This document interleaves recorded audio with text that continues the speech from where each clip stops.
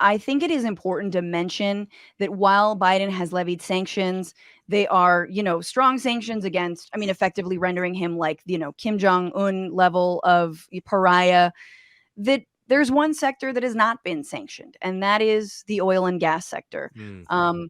And so this is from ABC talking about how the Treasury Department's um, rules allow Russian energy transactions to keep going through non-sanctioned banks that are not based in the US.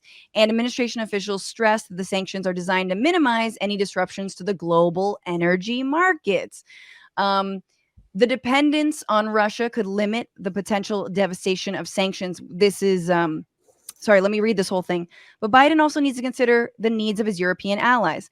Natural gas from Russia accounts for a third of Europe's consumption of fossil fuels, restricting the world's largest exporter of natural gas and second largest exporter of oil after Saudi Arabia could hurt the unity that U.S. officials say is key to confronting Putin. So this dependence on Russia could limit the potential devastation of sanctions. Again, the links between our fossil fuel Mm. dependency, our lack of moving to renewables, and the current crisis that we're in.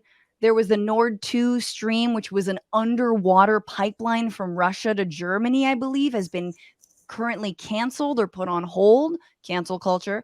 And the right is using this, of course, as a rationale to say, let's jumpstart the Keystone XL, as Yeah. if we don't already have like Line 5 or whatever other tar sands pipelines in the works, and export more. And it's just about guzzling and killing the planet at a faster rate in order to own the foreigners. Well, I Effectively. remember, I'm the oldest person here. So I remember Jimmy Carter coming on TV and saying we're going to be in serious trouble if we can't get off foreign oil. And what Yeah. did this country do? They had the right wing. I've hated the right forever. They've always been terrible. Maybe the day that Lincoln was elected, they were good. Republicans, but they've always been the worst. In my lifetime, they've always been the worst. And they made sure to stop, to have all this. They always tried to stop us from coming up with fuel economy vehicles. And so it's like, it's a tragedy. Now that we're saying, no, we have to not worry about this because people need energy. It's just horrible. Well, and then they cash in, you set them up, knock them down. There you go. The military industrial complex cashes in on these wars. Oil cashes in. BP is pulling out of Rosneft, which is the Russian state oil company. So they're pulling out their 20% of the company. That's good, I guess. But again, no one is seriously and honestly, just like we're so far from a world where we settle things through peaceful means, where we have a robust UN. It feels like we're so far from the world where we fucking turn away from fossil fuels and understand how much danger it puts us in, not just because of war and fossil fuel dependency, but because of the climate and the planet. And also, if you want to connect the threads, I mean, if you go back to the war on terror and you go back now, regardless of the administration, both Democrats and Republicans, mostly Republicans, but also Democrats, benefit greatly from the military-industrial complex and oil and gas. I mean, look at Joe Manchin. I think he sleeps every night with a lump of coal in his bed, right? He's And not then, a Democrat. Come on. Why do you? I'm sorry. He's a centrist. Fake He's news. a centrist. Oh, I'm sorry. Obstructionist. But, it's one of those situations where the people who are in charge of creating policy to save us and help us are also benefiting from these industries. I mean, and during a pandemic, I think you mentioned this, during a pandemic where apparently we cannot afford the child tax credit, which briefly lifted 60 million kids, American kids, out of poverty, we still found $800 billion to give to the military industrial complex. Joe Biden is president. Democrats and Republicans were bipartisan on that one issue. They actually gave it $20 billion more than they actually asked for. And then you're telling me this is the only industrialized country that doesn't have paid parental leave because we can't afford it, can't afford to have subsidized daycare, can't afford to have child tax credit. But when it comes to the military industrial complex, we can find $800 billion.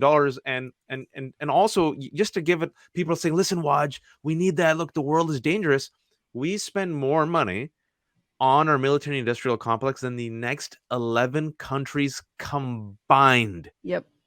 Well, Trump wanted to get more money from NATO. He worked very hard on that. He did work hard. And in fact, and this was, I just really want to, I know we're going to go long, but I have to mention, because Ken Klippenstein had a great piece in The Intercept where he mentions essentially that Saudi Arabia and their valve, their hand on the oil valve, so to speak, is actually impacting this war currently, because under Trump, when Trump was like, hey, yo, I really need you to like, get it flowing a little bit more so these oil prices can go down, Saudi Arabia was like, hell yeah. And when he was like, now tighten the faucet, they were like, okay. So he talks about MBS complied with Trump's request, raising oil production steeply, causing the prices to collapse below $60 a barrel. Today, $100 a barrel. Then during the 2020 election season, amid the pandemic, Trump requested the Saudis decrease production. Once again, MBS complied. But by contrast, Biden's repeated requests for Saudi Arabia to increase oil production have gone unanswered. Earlier this month, Biden discussed ensuring the stability of global energy supplies in a call with Saudi King Salman, MBS's father, according to readout of the conversation. Blah, blah, blah, blah, blah. They're moving closer to Russia. And so far, Biden has done very little to put pressure on Saudi Arabia if we're talking about pain at the pump, so to speak. So Saudi Arabia lacks an advanced military of its own, depending heavily on the U.S., not just for military equipment, but also for its maintenance. While this affords Washington plenty of leverage to treat the desert kingdom as a pariah, as candidate Biden promised to do, his administration has done little to hold Saudi Arabia accountable for the range of human rights abuses, from the murder of Khashoggi to the starvation and bombing of countless civilians in Yemen. It's always been that way. Always been that way. Yeah. It's our dictator of choice, and so you allow. I mean, that's how it is, right? We funded Mubarak of Egypt, and like, all right, he's a terrible dictator, but he's our dictator, and we've sided with MBS over Iran because we're terrified of Iran and that threat. So we're like, all right, both are terrible, but at least MBS is our guy, and so Right. go ahead and kill Khashoggi, and go ahead and be corrupt, and go ahead and like crush women's rights. And there is a relationship here where I have to remind people that MBS of Saudi Arabia said this when it came to the Trump administration. He bragged openly that he had Jared Kushner, and I quote, in my back pocket. Oh yeah. Oh God. Gross. I would never want him in my back pocket. I wouldn't even want him in my I front mean, he pocket. would fit. He's very small. He folds. He is a paper doll. Yep.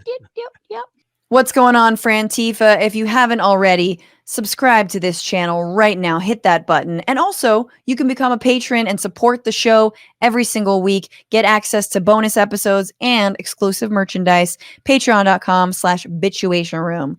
Do